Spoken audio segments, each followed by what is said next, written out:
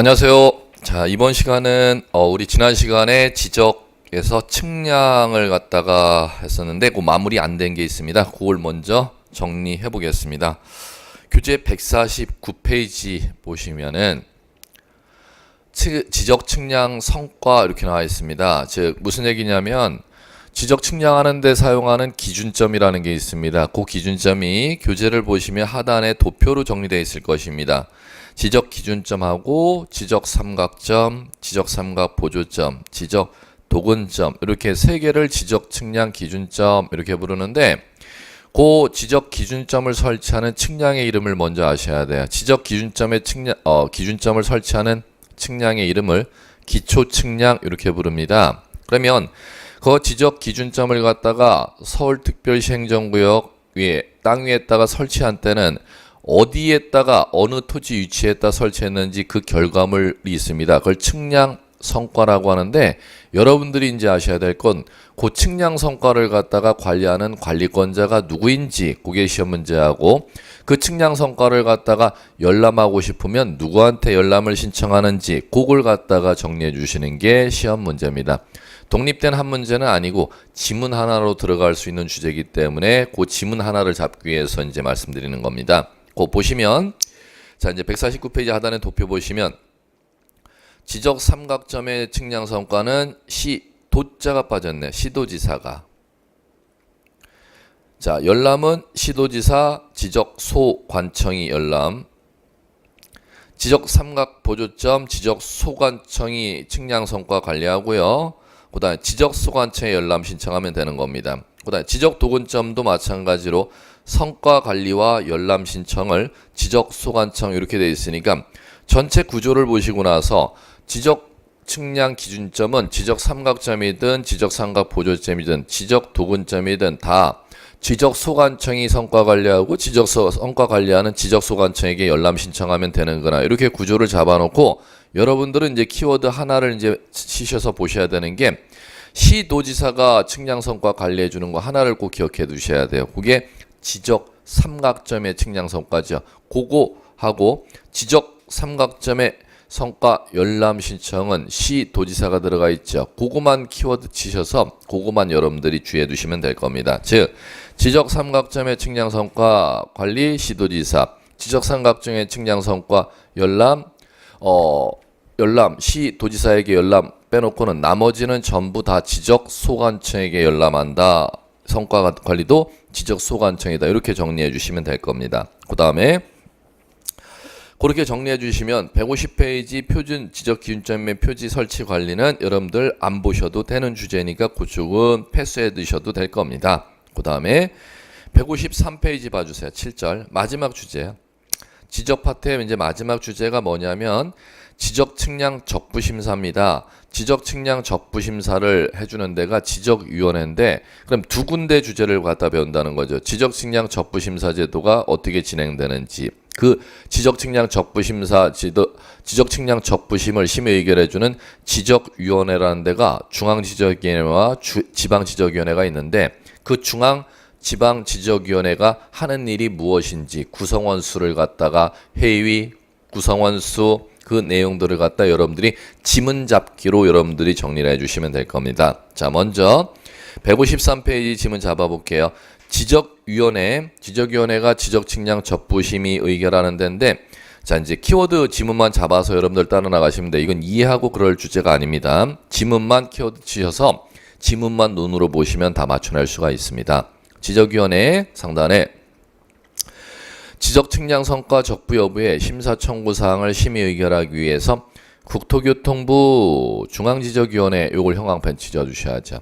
중앙지적위원회를 어디에 두도록 돼 있는지를 시험에서 출제했습니다. 국토교통부 그걸 기억해 주시고 쉼표 다음에 특별시 광역시도 또는 특별자치도 이하에는 시도라 한다. 시도만 형광펜 치시고 지방지적위원회 둔다. 그걸 형광펜 치시고 그러면 중앙지적위원회와 지방지적위원회를 어디에 두도록 되는지 법조문을 키워드 기억하시면 될 겁니다. 중앙지적위원회는 국토교통부에, 지방지적위원회는 시도에 두도록 돼 있다는 거. 시험의 기출문제를 소개시켜드리면 지방지적위원회는 시, 군, 구에 둔다 이렇게 출제했었습니다. 지방지적위원회 두는 곳은 시, 군, 구가 아니라 시도, 그 시는 특별시, 광역시만을 부르는 겁니다. 자, 그렇게 이제 정리하시면 될 거고, 그 다음에 중앙지역위원회 구성 나옵니다. 자, 위원장은 국장이, 부위원장은 과장인데 그건 뭐 여러분들이 키워드가 필요가 없는데 위원수의 숫자가 나오죠. 그러면 숫자 위원 임원 5인 이상 10인이냐, 그 다음에 위원 임기 2년이죠. 그 숫자는 왜 기억을 꼭 키워드 치셔서 하셔야 되느냐면은 객관식 시험 문제는 반드시 숫자 내는 것을 갖다 누구든지 좋아할 수밖에 없습니다. 그러니까 그 키워드 유언수 5인 이상 10인이네. 그 다음에 임기 2년은 숫자를 갖다 형광펜 쥐어서 그 키워드를 갖다 눈으로 보시는 작업해 주시면 될 겁니다. 그 다음에 하단에 중앙지적위원회 회의가 나옵니다. 자, 이제 기억, 니은 나오는데 곧 뭐 패스하셔도 되고 디귿번 지분 잡으셔야 돼요. 모든 국가기관의 회의를 할 때는 여러분들 제적위원회 과반수 출석에 출석위원회 과반수 찬성으로 의결하도록 되어 있습니다. 그러면 그것을 갖다가 이제 보시면 과반수 출석으로 회의 열리고 출석위원회 과반수 찬성으로 의결한다. 그 지문 정도 기억해 두시고, 그 다음에 미음번은 뭐를 또 키워드 치셔서 기억하셔야 되느냐 하면은 그 회의가 열리게 되면 위원들에게 회의에 참석하러 오라고 통지해 줘야 됩니다. 위원들에게 회의 며칠 전까지 참석하러 오라고 서면 통지해야 되느냐, 그 숫자가 5일 나오죠. 그거 5일을 형광펜 치셔서 기억해 두셔야 될 겁니다. 요걸 기출문제에서 한 번은 7일 이내 회의 시작 전 7일 이내 서면 통지해야 된다 이렇게 출제한 적이 있습니다. 그러니까 회의 시작 전 5일 이내 5일 전까지 서면 통지한다는 거, 그 5일을 갖다 키워드 형광펜 쳐주시면 될 겁니다. 자, 됐습니다. 그렇게 정리하시면은, 자, 이제 교재 넘겨보시면 155페이지에 지적 측량 적부심사 이렇게 있습니다. 자, 이제 요거 마무리 정리입니다. 지적에서 이제 마무리가 뭐냐면은 지적 측량 이제 했는데 그 측량 성과도가 나왔는데 토지 소유자나 이해관계인이 또는 토지 소유자나 이해관계인이 측량 성과가 적법한지 부적법한지, 내 땅이 이거 측량한 게 잘못됐다 싶으면은 그것이 잘못됐는지를 아니면 적법한 측량인지를 갖다가 심사 요청하는 걸 지적 측량 적부심사 이렇게 부릅니다. 요것은 절차이기 때문에 그 절차 흐름도를 여러분들이 꼭 기억해 두셔서 이제 이해해 두시면 되는데, 자, 이제 절차 흐름도 가볼게요. 지적 측량 적부심사 제도는 지적, 측량, 적부심, 적법한지 부적법한지를 갖다가 적법, 부적법을 심사해 달라는 겁니다. 자, 그러면 자, 먼저 지적 측량 적부심은 자, 이렇게 되어 있습니다. 적부심 청구서를 시도지사에게 적부심 청구서를 제출합니다. 토지 소유자 이해관계인은 적부심 청구서를 시도지사에게 제출하면은 시도지사는 적부심 청구가 들어오면은 요거를 지방지적위원회 지지위 이렇게 쓸게요. 약칭해서 지방지적위원회에다 적부심 청구서를 갖다 해봐야 됩니다. 그러면 이제 여기에서 요 자체가 시험 문제입니다. 지방지적위원회 적부심 청구하는데 어디를 거쳐 적부심을 청구하느냐, 시도지사를 거쳐서 지방지적위원회 적부심을 청구합니다. 시험에서 이렇게 출제한 적이 있었습니다. 토지 소유자 이해관계인은 지방지적위원회 적부심을 청구해야 된다. 이렇게 나오면 X라는 거죠. 반드시 어디를 거쳐가 꼭 나와야 되느냐, 시도지사 거쳐 지방지적위원회 적부심 청구해야 된다는 거. 자, 그럼 두 번째, 시도지사는 적부심 청구서가 들어오면 지방지역위원회 이렇게 해부해야죠. 며칠 내 해부하냐? 30일 내. 자, 두 번째. 그럼 지방지역위원회는 자, 적부심 청구서가 들어오면은 그걸 적법하다, 부적법하다 심의 의결해 주는데 요거 심의 의결을 며칠 내에 하는지 알아두셔야죠. 60일 내 심의 의결입니다. 60일. 단 1차에 하나요. 한 번 하나요. 의결을 거쳐 30일 넘지 않는 범위 내에서 연장할 수가 있고, 연장은 딱 한 번만 가능합니다. 근데 그 연장 기간은 30일을 넘을 수가 없고. 그러면 심의 의결 기간은 60일인데 자, 의결을 거치면 한 번 더 연장할 수가 있다는 거죠. 그럼 연장 기간이 최대한 30일 넘지 않으니까 최대 심의 의결 기간은 90일. 아무런 얘기가 없으면 60일 내에 심의 의결하는 것이고. 자, 그다음에 지방 지역위원회는 심의 의결 내렸으면은 의결서를 갖다가 시도지사에게 송부합니다. 자, 그러면 의결서를 송부받은 시도지사는 의결 결과 내용을 통지해 줘야죠. 의결 결과 내용을 통지를 적부심 청구했던 청구인에게 이제 통지해 주면 되는데 의결 결과 내용을 며칠 내에 통지하는 7일 내에 통지합니다. 적부심 의결서 송부 받으면은 의결 결과 내용을 7일 내에 통지한다. 자, 그다음 마무리. 자, 적부심 의결 결과 내용을 통지받은 자, 청구인은 의결 결과에 불복하는 때는 뭐를 할 수가 있느냐 하면은 재심 청구를 할 수가 있습니다. 재심 청구는 의결 결과 받은 날로부터 90일 내에 재심 청구는 국토교통부 장관 거쳐 국장 이렇게 줄여서 부를게요. 국장을 거쳐 중앙지적위원회에 재심을 청구하는 겁니다. 중지위. 그러면 중앙지적위원회에서는 국장이 제출한 그 재심 청구서 안건을 해부받아서 중앙지적위원회에서 재심의 의결을 해주면 되는 것이죠. 그러면 이 재심 절차는 이제 여기서부터가 이제 재심 절차인데 재심 절차는 이제 뭐라고 되어 있느냐면은 자, 이쪽이 적부심 절차라는 겁니다. 지적측량 적부심 절차인데 지적측량 적부심 절차는 준용한다 이렇게 돼 있고 적부심 절차의 시도지사는 재심 절차에 국장으로 한다. 지방지적위원회 적부심 절차는 여기는 재심은 중앙지적위원회로 한다. 이렇게 법에 규정되어 있다는 겁니다. 그러면 이쪽에 왼쪽에 적부심 절차를 갖다 그대로 똑같이 사용해서 재심 들어간다. 이렇게 이해하시면 적부심 절차까지만 여러분들이 정확하게 이해를 하시면은 재심은 그대로 포괄할 수가 있다는 겁니다. 자, 이제 다시 한번 지방지역위원회 직접 적부심이 아니라 어디를 거쳐? 시도지사 거쳐 적부심 청구. 자, 그러면 시도지사는 적부심 청구 들어오면 지방지역위원회 며칠 내 해부? 30일. 그 다음에 지방지역위원회는 적법하다 부적법하다 심의 의결 60일. 단 일체 하나에서 30일 넘지 않는 범위 내에서 연장. 적법하다 부적법하다 심의 의결했으면 의결서를 시도지사에게 지체 없이 송부. 시도지사는 의결 결과 내용을 청구인에게 7일 내에 통지. 청구인은 의결 결과 내용을 통지받으면 재심 청구는 90일 내에 재심 청구. 누구를 거쳐 중앙지역위원회에 했냐면 국토교통부 장관을 거쳐 중앙지역위원회 재심 청구하면 되는 것입니다. 요렇게 정리하시면은 요쪽 지적측량 적부심 절차 얘기도 다 마무리가 됩니다. 자, 이제 이렇게 정리하셨으면 이제 여러분들이 지적 파트는 이제 다 끝난 것이고요. 자, 이제 교재 여러분들 161페이지 등기 파트를 보겠습니다. 자, 등기 파트는 161페이지 등기 파트 보기 전에 그 앞 페이지에 159페이지 자, 이제 그 등기 파트의 전체 목차가 있습니다. 자, 이제 볼게요. 그 목차에서 이제 보시면은 자, 이렇게 소개되어 있을 거예요. 총론 챕터 1장 총론. 그다음에 챕터 2장이 자, 뭐가 나와 있냐면 등기소, 등기관, 등기부. 3장이 등기 절차.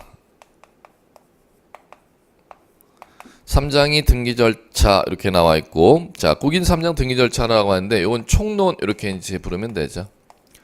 모든 등기 절차의 이제 일반 법원리 공통 과정을 등기 절차 총론. 그다음에 4장이 등기 절차인데 요거는 강론 이렇게 이제 쓰시면 돼요. 강론. 그다음에 5장도 각종 등기 절차 똑같은 거네 뭐. 그런데 워낙 등기 개별 등기 각종 등기가 많아서 등기 절차 강론을 4장과 5장 두 개로 편성을 해놓은 겁니다. 이걸 편성 구분한 이유는 없습니다.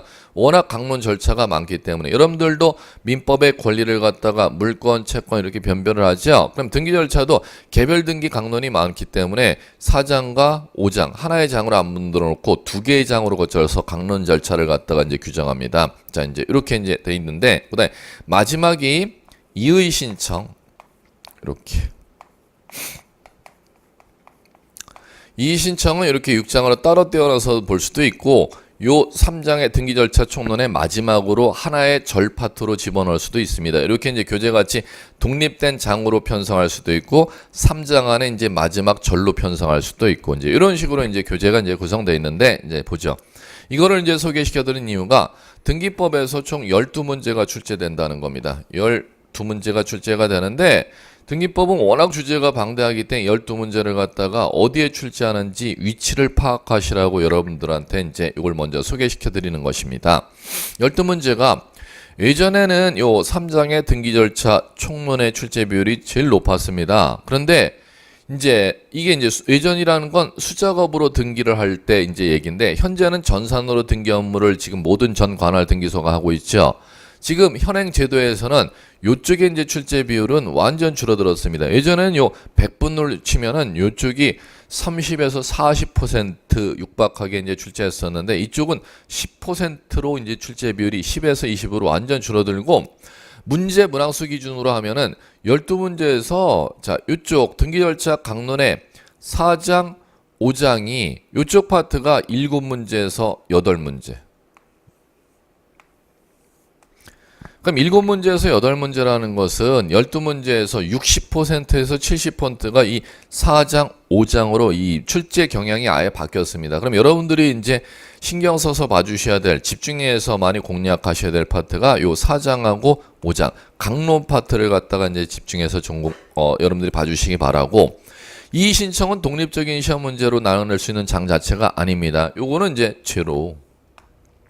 왜 제로라고 말씀드리냐면 이건 독립된 장의 성질이 아니고 개별 주제에 해당하는 이제 성질이기 때문에 요거는 이제 제로인데 자 이제 한 문제가 나는 게 언제쯤 나느냐 한 4년이나 5년에 한 번씩 출제가 되는 주제이기 때문에 요것도 뭐 여러분들 따로 신경 쓸 필요가 없고 그다음에 요 등기 절차 총론이 이제 한 문제에서 두 문제 이렇게 배당이 줄어들었다는 겁니다. 그다음에 자 요 등기소, 등기관, 등기부 요 있죠. 여기에서 이제 등기부라는 2장 자체에서 이제 세 가지 주제인데 중개사 시험과 관련해서는 여러분들 법무사 시험과 관련해서는 등기소가 중요하고 등기 업무는 등기관이 중요하겠지만 중개사 시험에서는 등기소와 등기관은 시험 범위라 하더라도 관심사가 아닙니다. 성질상. 중개 업무할 때 등기상 증명서인 등기부라는 장부 볼 줄만 알면 되기 때문에 등기사부 열람할 줄만 알면 되기 때문에 이 2장에서는 등기부라는 장부 자체만 관심사를 보통 시험에서 가집니다. 자, 여기에서 보통 한 문제 정도가 출제가 되겠고 그 다음에 자 1장의 총론 파트가 여기도 마찬가지로 한 문제에서 또는 두 문제 정도를 출제를 합니다. 자, 이제 이렇게 이제 출제한다고 보시면 돼요. 그러면 이제 1장서부터 이제 들어가 볼게요. 1장의 총론은 무슨 총론이냐면 등기제도 일반론입니다. 그럼 1장의 이제 총론에서 이제 배우셔야 될 게 어떤 주제냐면 지금 이제 우리가 들어가는 게 부동산 등기 파트니까 자, 이거를 들어간다는 겁니다. 부동산 등기. 무슨 총론이냐면 부동산 등기에 대한 일반론을 갖다 서술해 놓은 겁니다. 그러면 1장에는 부동산 등기 파트가 이제 요 1장 얘기인데 요 부동산 등기 파트는 자, 한 문제에서 두 문제 정도 출제하는데 1장에 편성해 놓은 게 민법의 주제하고 등기법의 주제가 복합되어 있습니다. 그러니까 이제 등기법을 어려워하시는 게 민법이 안 되신 분들은 이 민법을 지금 막 배우는 과정인데 시험 마지막까지도 이제 민법을 정리 못해서 이제 어려워하시는데 등기법은 민법을 다 배웠다는 전제로 그 다음부터 서술되는 과목이니까 민법에 다 배운 내용을 1장에다 다 압축해놓고 1장에다 서술하니까 등기법은 첫 페이지서부터 맥힌다고 생각하시고 수험생들이 어려워하시는 이유가 민법을 전부를 압축해서 1장에 표현했기 때문에 등기와 관련된 민법 얘기가 1장에 다 표현이 되기 때문에 이제 어려워하시는 거라는 겁니다. 자, 이제 가볼게요. 자, 1장에 이제 부동산 등기에서는 자, 이런 얘기를 이제 먼저 부동산 등기가 뭐냐? 등기법을 들어갈 거니까. 그 다음에 두 번째, 부동산 등기의 유형이 어떻게 있느냐? 자, 등기의 종류라고 하는데 우리 등기 절차 강론 4장, 5장의 개별 강론이지 않습니까? 그럼 부동산 등기법 등기 절차 강론에서 배울 개별 등기 이름들을 배워나가는 게 등기의 종류입니다. 자, 그 다음에 세 번째, 자, 등기는 무엇을 등기해야 되느냐? 그걸 등기 사항 이렇게 불러요. 네 번째, 자, 등기라는 걸 하게 되면 등기에는 어떤 효력을 부여하고 등기가 효력을 부여하려면은 법에서 등기가 유효가 되기 위한 법적 요건이 뭐가 있는데 등기의 효력과 유효 요건입니다. 이렇게 총 4가지의 주제를 거쳐서 여러분들이 이제 학습해 주시면 될 건데 이 얘기들이 특히 요 네 번째 주제, 요 주제가 이제 순수한 민법 주제. 그 다음에 자, 이제 그렇기 때문에 등기 효력 유효권은 민법의 순수한 주제임에도 불구하고 제3권 등기치는 등기법 등기 절차 총론의 민법에 해당하는 주제를 중복하여서 여기를 갖다가 구성한다는 겁니다. 자, 이제 볼게요. 그럼 이제 하나씩 이제 해나가시면 되는데 부동산 등기 의의가 뭐냐? 자, 이제 요거 가볼게요. 자, 요거는 보시면 교재 어디를 봐두시면 되느냐 하면은 자, 163페이지. 현행 부동산 등기법상 등기란 등기관이 등기소에서 등기부에 사실관계 이렇게 나왔는데 사실관계라는 용어는 적당한 용어가 아니고 부동산 표시 가로해놓고 한 용어가 더 정확한 법률 용어입니다. 자, 부동산 표시와 권리관계를 기록하는 것, 기록된 것을 기록된 등기부를 말한다. 이렇게 이제 나와 있죠. 자, 그럼 그 1, 2, 3, 4, 5는 하나씩 이제 미시적으로 분석해서 읽어나가는 거니까 거기에 여러분들이 큰 의미를 둘 필요는 없어요. 자, 이제 이렇게 읽어나가는 겁니다. 형 앞에는 이제 드시면서 제가 이제 키워드 칠하는 데만 여러분들이 보시면 될 거예요. 자, 이제 먼저 읽을게요. 등기는 등기관이라는 공무원이 등기한데 그럼 양가로일 등기관이 누구야를 양가로일에서 서술한 겁니다. 등기관이란 지방법원장, 지원장의 지정을 받아 등기사무 처리하는 자를 말한다. 이렇게 이제 나와 있고 법원서기관, 등기사무관, 등기주사, 등기주사보 중에서 지정을 한다. 누가 지정을 하느냐면 지방법원장, 지원장. 예, 고 여러분들이 키워드 하시려면 등기관 지정해 주는 사람이 누구인지를 키워드 치시면 돼요. 거기에 지방법원장, 지원장 나와 있죠. 그걸 키워드 치시고. 자, 두 번째, 2번.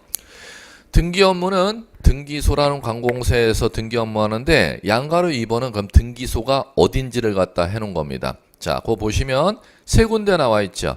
지방법원, 동지원, 등기소 세 군데 키워드를 치시면 돼요. 우리나라는 세 군데 관공서에서 등기 업무 처리하고 있습니다. 지방법원에서 등기 업무 처리하고 지방법원 지원에서 등기 업무 처리하고 등기소라는 관공서에서 등기 업무 처리합니다. 세 번째, 등기기록, 등기부 이렇게 나왔는데 뭐가 등기기록이냐?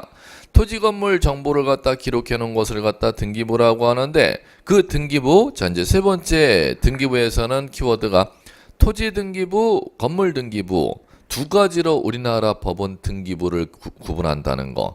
부동산 등기법에 의한 등기부는 두 가지가 있다. 토지등기부하고 건물등기부. 자, 네 번째. 무엇을 갖다 기록한 걸 등기라고 하느냐? 부동산 표시 권리관계 이렇게 나와 있죠. 부동산 표시 권리관계 중에 부동산 표시에 관한 사항은 표제부에 권리관계에 관한 사항은 갑구 을거라는 데다 기록을 합니다. 자, 이제 가볼게요. 양가로 5번 등기기록 자체 기록하는 행위 자체를 등기라 한다. 이제 이렇게 나와 있는데 등기기록이란 거기 이제 형광펜 한 필의 토지 한 개의 건물에 관한 등기 정보 자료를 등기 기록이라 한다. 그걸 키워드 치시면 돼요. 자, 이제 거기에서 이제 정리. 자, 이제 용어를 이제 보시면은 자, 이제 등기하는 이제 목적물은 자, 이게 먼저 우리 지적이 배웠으니까 지적의 단위가 토지니까 토지는 한 필지 단위로 등기 기록을. 그다음에 토지 위에 정착물 중 건물을 갖다가 건축하면은 건물에 대해서는 지붕과 외벽과 주기둥으로 설치된 이 건축물을 갖다가 한 개 건물 이렇게 부릅니다. 그러면 토지를 등기할 때, 건물을 등기할 때 우리나라는 토지 위에 건물이 건축돼 있어도 토지와 건물을 하나의 부동산으로 취급하는 게 아니라 별개의 부동산으로 취급하니까 토지를 따로 등기, 건물을 따로 법적으로 등기하도록 돼 있으니까 등기소에는 등기 기록이 토지에 대해서 1등기 기록, 건물에 대해서 1등기 기록 이렇게 두도록 돼 있다는 겁니다. 첫 번째. 자, 그다음 두 번째. 토지에 대해서 한 필지 토지에 1등기 기록을 준다는 이 일의 의미란 등기 기록에 표제부라는 용어가 있다는 겁니다. 법에서.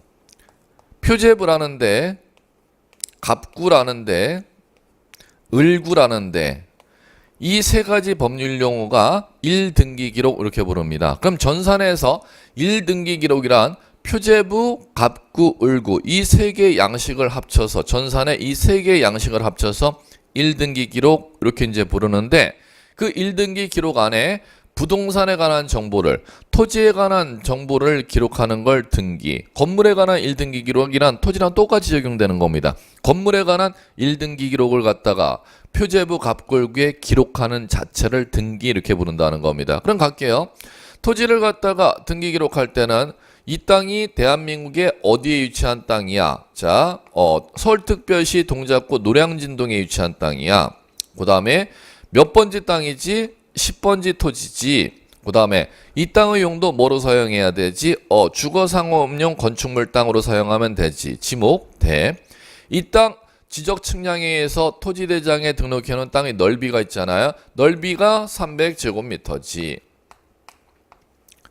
자, 요거를 표제부라는 데다가 소재, 지번, 지목, 면적을 갖다 기록하는 걸 등기라고 하고 이 소재, 지번, 지목, 면적을 갖다가 부동산 표시, 토지 표시 이렇게 이제 부른다는 겁니다. 요거를 갖다 기록하는 것을 갖다가 등기 이렇게 부른다는 겁니다. 요걸 표제부에 등기를 하고 나면 등기한 순서를 좌측에 이렇게 표시번호에 등기한 순서를 적어주면 되는 것이고 자, 그 다음에 갑구라는 데는 무엇을 등기하느냐 하면 이 토지에 대해서 소유권에 관한 사항이 생겼을 때 소유권에 관한 사항을 갖다가 등기하도록 법으로 정해져 있는 양식이 무엇이냐?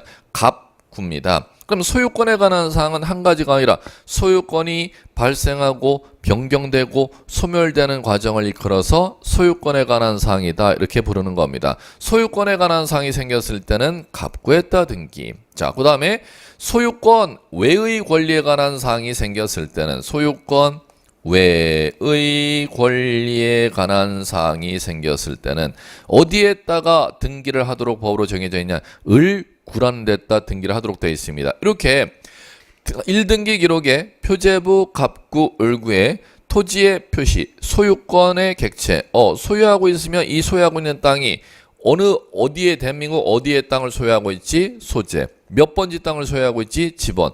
이 소유하고 있는 땅의 용도가 무엇이지? 지목. 소유하고 있는 땅의 넓이가 어떻게 되지? 면적. 소유권의 객체를 정해주는 걸 토지의 표시. 그러면 이게 건물 등기 기록일 때는 건물 소유권의 객체를 정해주는 걸 건물의 표시. 합쳐서 부동산의 표시 이렇게 부르는 겁니다. 그러면 부동산의 표시를 갖다가 등기할 때는 어디에다 등기를 하도록 법에서 정하고 있느냐? 표제부에. 그 토지 건물의 소유권에 관한 사항을 등기할 때는 갑구에, 소유권 외의 권리에 관한 사항을 등기할 때는 을구에 이렇게 이제 기억해 두시면 될 것입니다. 자, 이제 그 다음에 잡으셔야 될 게, 자, 이제 뭐를 잡으셔야 되느냐 하면은, 자, 여러분들 165페이지 등기제도는 이제 민법의 기초 용어들이니까 이건 뭐 시험하고는 조금 거리가 이제 먼 주제들이에요. 요거는 뭐 여러분들 민법으로 넘길게요. 자, 넘겨보시고. 자, 이제 어디를 봐두셔야 되느냐? 교재를 여러분들 171페이지 등기의 종류 이렇게 나와 있는데 펴보시고.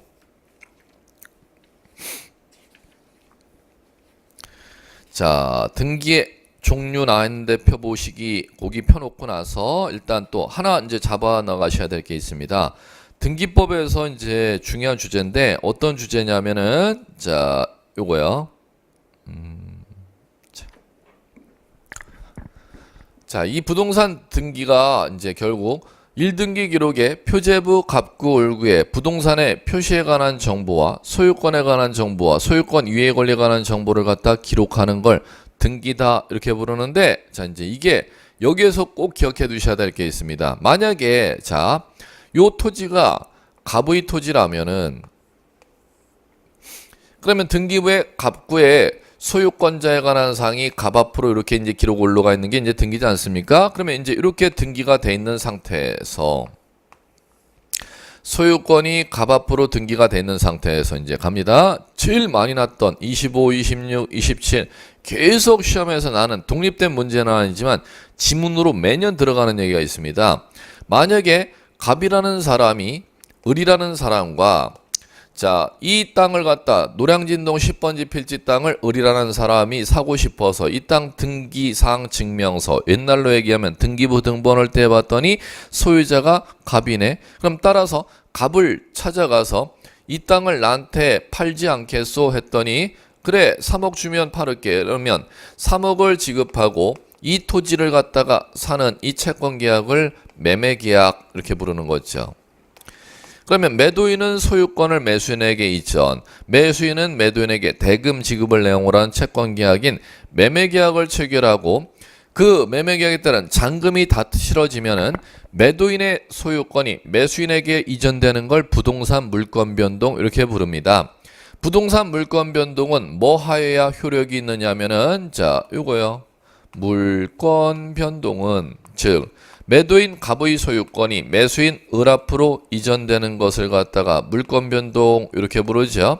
물권 변동은 민법 186조에 의하면은 법률 행위로 인한 부동산 물권 득실 변경은 등기하여야 효력이 있다. 그러면 지금 매도인의 소유권 기록이 등기인데 매수인 을 앞으로 소유권 취득하는 효력이 생기려면 매수인 을이라는 사람 앞으로 매도인의 등기를 매수인 앞으로 기록바꾸는 등기를 하여야 효력이 있대죠. 그러면 등기를 신청하면 매도인의 협력을 얻어서 매수인 을 앞으로 등기해달라고 등기를 해달라고 매수인이 매도인과 같이 가서 등기를 신청한다는 거죠. 그럼 그 등기 신청을 받으면 매도인의 소유권의 이름을 이렇게 매수인 앞으로 이렇게 바꾸는 등기를 했다는 겁니다. 그럼 매수인은 자 2번 이렇게 등기를 하게 되면 요 매수인은 이제 비로소 등기했으면 매수인은 소유권 취득의 효력이 생깁니다. 그러면 이제 등기법에서는 25, 26, 27에 출제된 게 등기가 효력이 발생하는 시점이 언제입니까?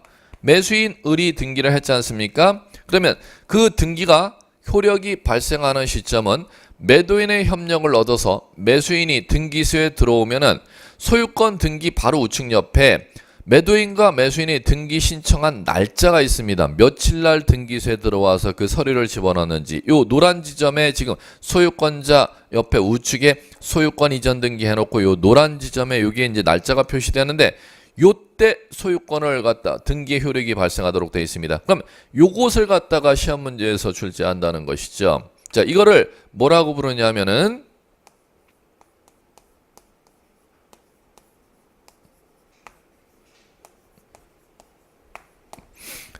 등기의 효력은 접수한 때 등기의 효력이 있다 이렇게 되어 있어요. 자, 다시 한번 등기의 효력은 언제 등기의 효력이 발생한다? 등기 마친 때 효력이 발생하는 게 아니라 등기 마쳤으면 소급하여 접수한 때부터 등기의 효력이 있다 이렇게 돼 있다는 겁니다.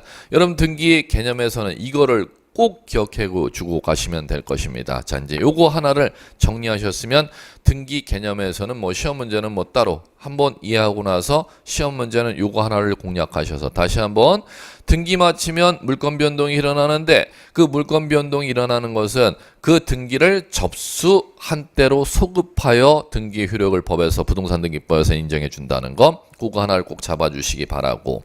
자, 이제 그거 하셨으면 교재 171페이지에 등기의 종류 이 두 번째 주제가 나올 겁니다. 등기의 종류. 자, 이제 이 주제에서는 자, 이제 등기의 종류 주제는 자, 보시면 거기에 보시면 분류를 여러 가지를 해 놨어요. 등기 대상에 따른 분류, 내용에 따른 분류, 방법에 따른 분류, 효력에 따른 분류 이렇게 이제 나와 있는데 자, 여러분들이 보실 것은 내용에 따른 분류 별표 하나, 방법에 따른 분류 주등기, 부기등기 이렇게 구분되어 있는 거 있죠. 그걸 별표 3개 하시고 여러분들이 공부해 두시면 될 겁니다.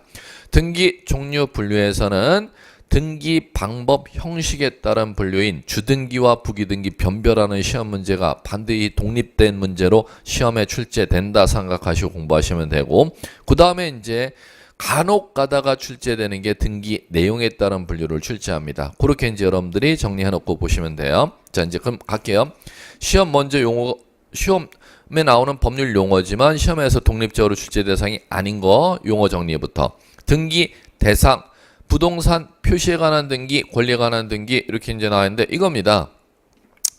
갑구에는 권리를, 을구에는 소유권 외의 권리를 등기하는 게 갑구일구 등기죠. 그럼 권리의 객체인 부동산 표시를 등기하는 걸 표제부 등기 이렇게 부르는 겁니다. 그러면 표제부 등기냐 대상에 따라서 갑구, 을구 등기냐 이렇게 이제 구분 작업해 놓은 겁니다. 그건 뭐 시험 대상이라고 생각하긴, 시험에서 출제된다고 생각하신 마시고, 그럼 하나의 등기 기록에는 반드시 권리의 객체인 부동산 표시를 등기하는 표제부와 그 소유권자가 누구이냐, 소유권 이외의 권리자가 누구이냐, 권리의 주체를 등기하는 갑구, 을구 등기가 항상 같이 등기 기록에 등기되어 있기 때문에 1등기 기록에는 권리의 객체를 표시하는 표제부와 권리의 주체를 표시하는 갑구, 을구가 같이 항상 함께 세팅되도록 되어 있다는 거, 이렇게 여러분들이 이해하시면 될 거고. 자, 그 다음에 두 번째, 등기 내용에 따른 분류 이렇게 나와 있죠.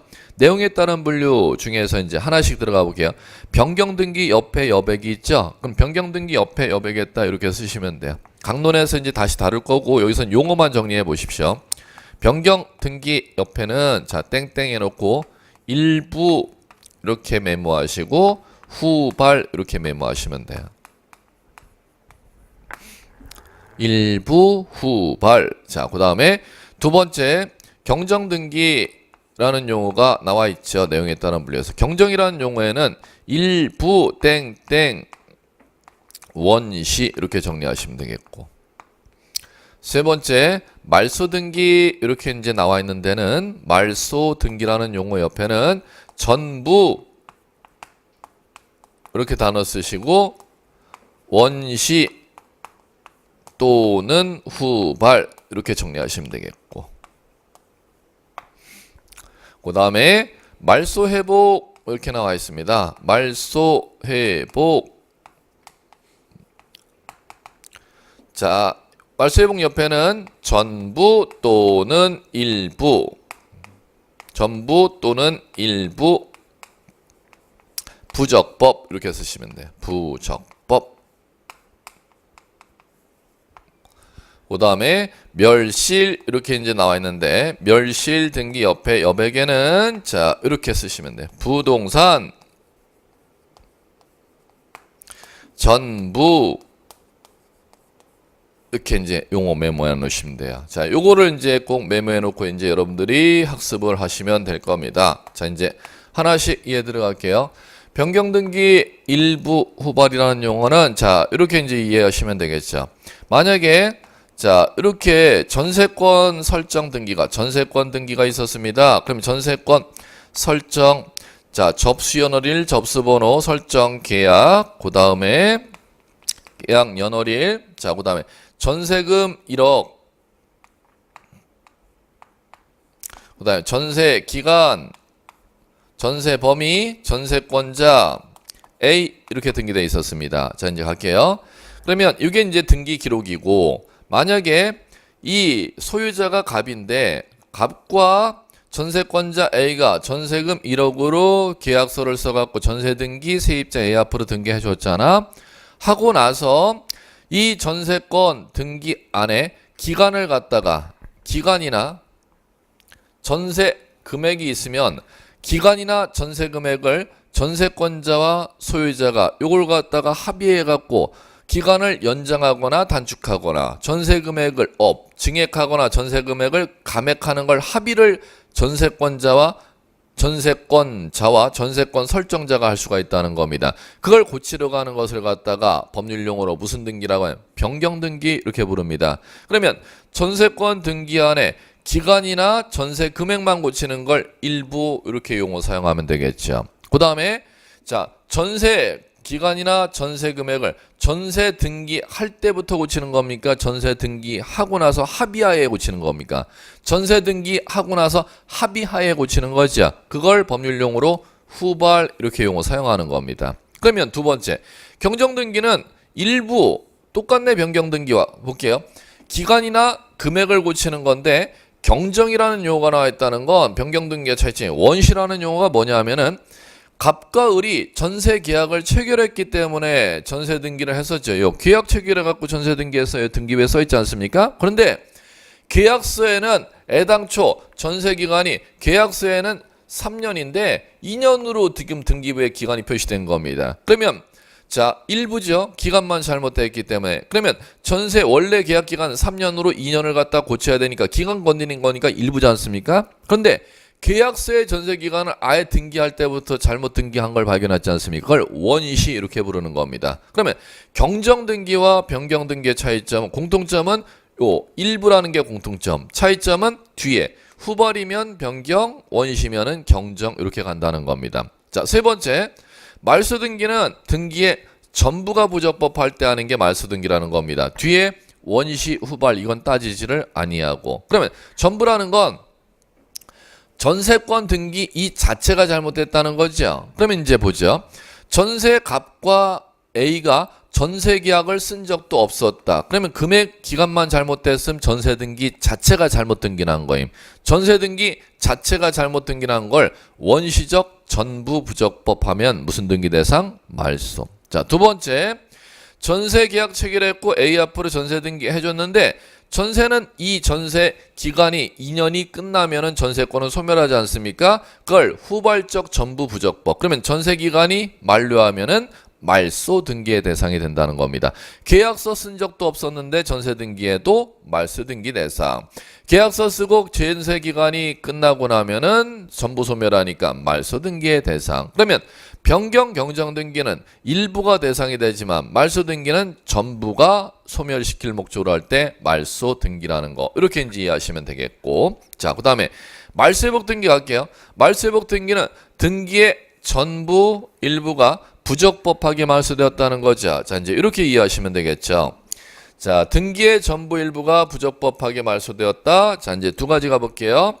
자, 갑 소유자라고 가정하고 전세 등기, 자, 이제 전세권 등기, 설정 등기 이렇게 이제 등기돼 있고 전세 금액이 1억으로 전세 등기가 이제 돼 있는데 자, 전세권자 A 똑같다고 가정하고 자, 전세권 등기가 돼 있는데 전세 기간이 만료하면 2번 해놓고 전부 부적법하니까 1번 전세권을 소멸시키는 등기를 1번 전세권 소멸시키는 등기 전부를 소멸시키는 등기를 말소 등기 지금 이렇게 용어를 배웠지 않습니까? 그럼 말소 등기하고 자 접수일 접수번호 등기 원인 이제 이렇게 기록될 것이고 그 다음에 전세권 말소 등기하면 종전의 전세 등기를 이렇게 말소하는 표시를 이렇게 긋습니다. 그러면 전세 등기를 가로선으로 이렇게 이제 금을 그어놓는 행위를 처리하는데 이걸 말소하는 표시를 한다 이렇게 부르는 겁니다. 그럼 이 상태에서 전세권 말소 등기가 전부 부적법하게 된 겁니다. 그럼 전세권이 소멸하지도 않았는데 전세권 등기를 말소해서 1번 전세 등기가 지금 지워져 있지 않습니까? 그러면 요것을 갖다가 다시 살리는 등기를 걸어서 무슨 등기라고 하냐? 회복 이렇게 부르는 겁니다. 살리는 대상이 전세권 일부가 지워져 있는 게 아니라 전부 지워져 있죠. 이걸 살리니까 앞에 전부 말소 회복, 전부 말소 회복이라는 용어를 사용하면 되지 않습니까? 그러면 자, 이쪽 만약에 1번 전세권 설정 이렇게 해놓고 전세금 1억인데 전세권자 A라면은 자 전세 금액을 갖다가 자 증액 합의를 하면은 1억 3천으로 이밋했다 이렇게 표시하면 되지 않습니까? 그러면 일부 고치는 거니까 이제 이번에는 1번 전세권 일부를 고쳤으니까 변경이라는 용어 사용해야 되네. 접수연월일 접수번호 등기원인 변경계약 이렇게 해놓고 변경 등기하게 되면은 자 여기에다가 1번 전세금 변경한 거니까 나중에 1억 3천을 갖다가 1순위로 받아야 되니까 2번을 표시해서는 안 되고 1-1 이렇게 표기하겠죠. 이걸 부기한다 이렇게 부릅니다. 그래 놓고 나서 종전에 이제 전세권 변경받으면은 전세권자 A가 나중에 받아야 될 전세 금액은 1억 3천이니까 1번 전세 등기안에 전세금 1억을 받아야 되는 게 아니야. 이렇게 이제 지워놓겠죠. 자, 그럼 이 상태에서 전세권 변경 금액을 1억 3천으로 변경한 게 이게 부적법한 겁니다. 부적법하면은 이 변경된 1억 3천이 부적법하면은 변경 전에 1억은 지워져 있지 않습니까? 그러면 요것을 갖다가 다시 살리는 회복 등기를 해야 되잖아요. 그러면 요것을 다시 지워져 있는 걸 살리니까 회복 등기라는 용어 쓰면 되는데, 그러면 이 앞에 무엇을 써야 되느냐가 시험 문제겠죠. 요 앞에 쓸 때는 일부라는 용어를 쓰면 된다는 겁니다. 그럼 말소회복 등기는 자, 이게 시험 문제라는 거죠. 전부 부적법한 것도 말소회복할 수가 있고 일부 부적법한 것도 말소회복할 수가 있고 두 가지를 다 들어드렸고, 그 다음에 이제 중요한 거 바로 이어서 배울 주제지만 일부 말소회복 등기는 뭐로 등기를 실행하냐, 1-1 이렇게 돼 있죠. 그럼 당연히 자 1억을 갖다 살리면 1순위로 회복하려면 2번을 줘서는 안 되겠죠. 몇 번을 회복한다? 1번의 순위번호를 회복해야 되겠죠. 그렇기 때문에 요거를 갖다가 좀 여러분들이 꼭 기억해 두시면 될 거예요. 그러니까 일부 말소회복 등기는 당연히 1억 지워져 있는 요 금액을 갖다 살리는 거니까 1번의 순위를 보존시켜서 살리려면 부기 등기로 1-2번으로 해주면 되겠죠. 그렇기 때문에 일부 말소회복 등기는 1-2번으로 1억을 살려야 된다는 겁니다. 이걸 법률용어로 부기 등기 이렇게 부릅니다. 일부 말소회복 등기는 뭐로 회복한다? 부기 등기로. 요거까지 좀 같이 기억해 두시면 될 거예요. 자, 이제 말소회복 등기까지 받고, 그 다음에 멸실 등기는 자, 이제 보시면 부동산 전부가 멸실되었을 때 하는 거. 이건 뭐냐면은 건축물이 있다면은 이 건축물을 갖다가 등기소에 등기해 놨지 않습니까? 그러면 건축물이 화재로 이게 전소가 돼버리면은 등기소에 건물 등기 기록이 표제부 갑구을구가 있죠. 이걸 갖다가 없애는 등기를 갖다 일컬어서 멸실 등기 이렇게 부릅니다. 그럼 여기서 주의하실 것은 여기에 이제 주의하실 것이죠. 부동산이 전부가 멸실되었을 때만 멸실 등기 대상이지 전부가 아닌 일부가 멸실되었을 때는 멸실 등기 대상이 아니고, 일부로 가버리면은 건물 일부가 무너졌으면 일부 후발이 돼버리니까 변경 등기의 대상이 된다는 겁니다. 자, 반드시 멸실 등기는 부동산의 전부가 멸실되었을 때만 대상이지 일부는 멸실 등기의 대상이 아니다. 요까지 이제 정리해 주시면 될 겁니다. 자, 이제 됐고요. 자, 이제 이렇게 정리하시면 이제 등기의 종류 중에서 마무리 정리하셔야 될 게 그 방법 형식, 시험에서는 그걸 별표 3개 쳤죠. 주등기, 부기등기인데, 자, 이제 그걸 이제 정리해 볼게요. 자, 주등기 옆에다가 원칙 쓰시고, 빈칸에다가. 부기등기는 예외 이렇게 쓰시고 나서 이제 교재 174페이지를 가보시면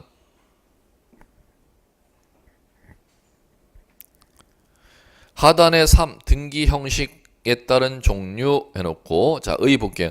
등기는 형식에 따라 주등기와 부기등기로 구분된다. 이렇게 이제 나와 있습니다. 자, 이제 가볼게요. 그게 이제 여러분들 등기 종류에서는 반드시 잡으셔야 될 시험 주제인데, 자, 이제 갈게요.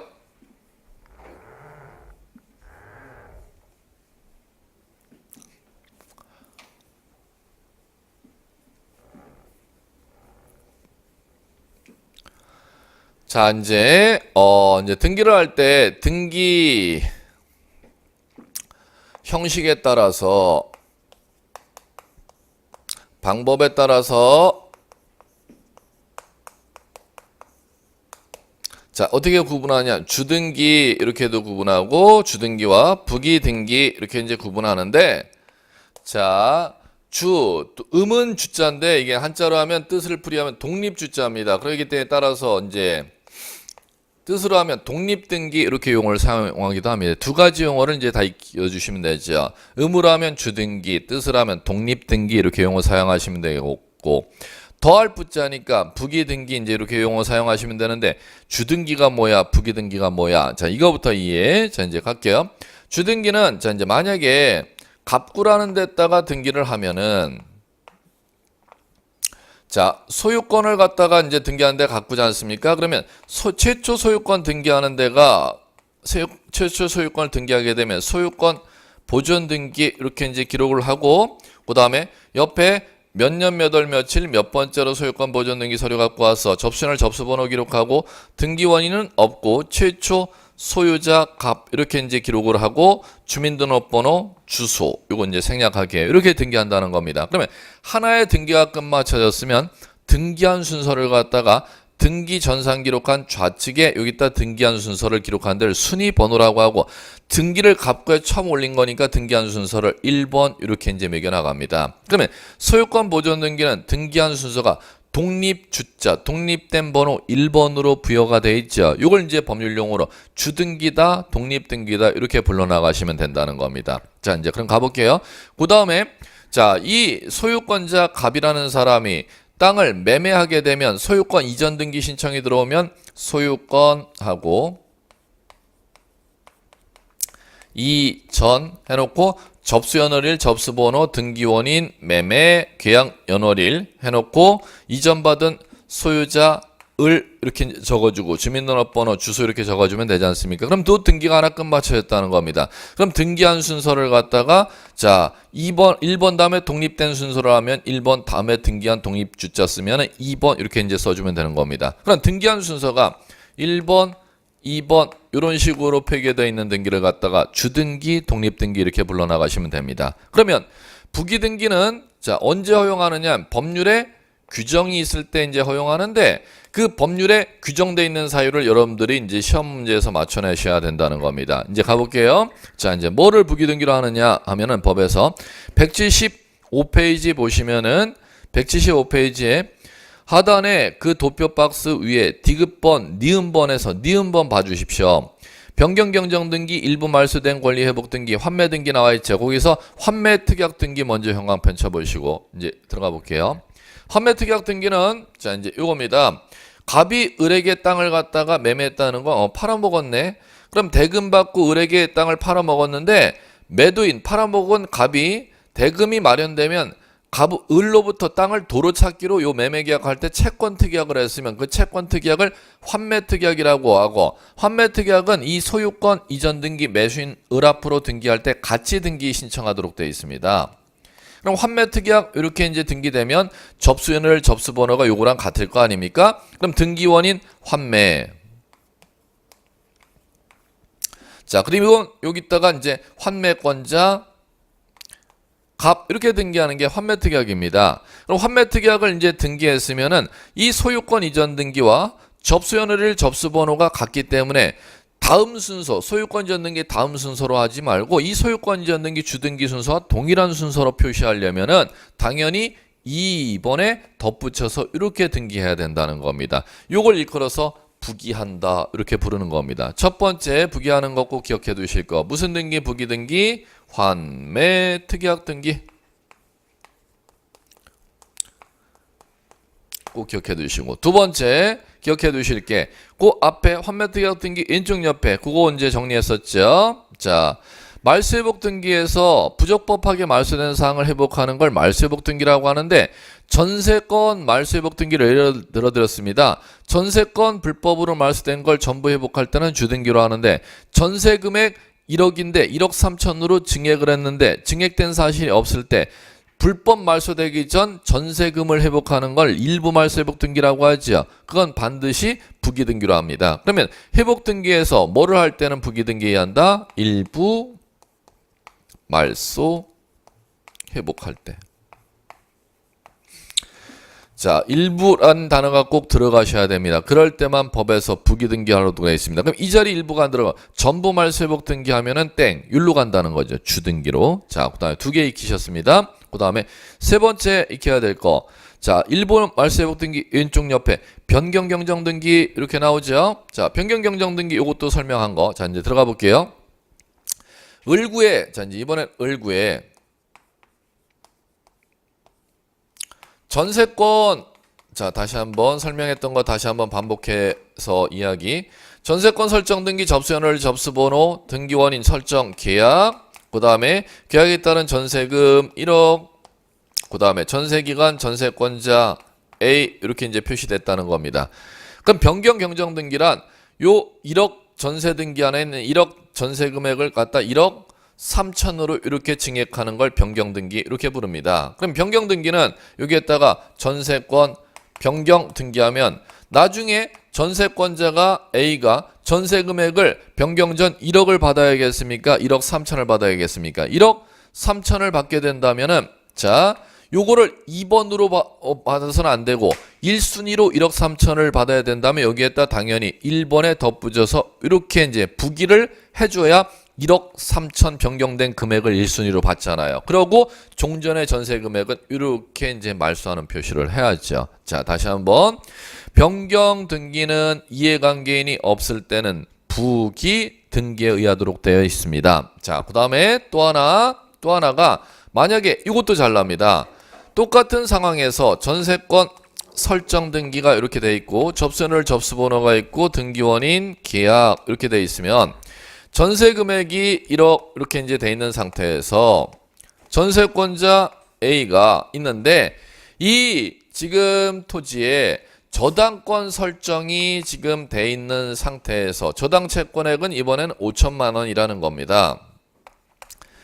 그러면 저당권자 지금 B가 있으면 토지 소유자 갑의 토지의 정리 을구에 전세권자도 있고 소유자 갑이 B에게 5천만 원을 빌려서 저당도 들어와 있는 상태에서 요 전세 금액을 1억 3천으로 증액을 하게 된다면은 자 이제 똑같이 전세권 변경 등기인데 그러면 지금 이쪽에 전세권 변경 등기는 부기 등기로 했지 않습니까? 그러면 이쪽에 전세권 변경 등기는 2순위 저당권자 B가 있는 상태에서 변경하는 때는 자 2순위 저당권자 B를 이해관계인 이렇게 부릅니다.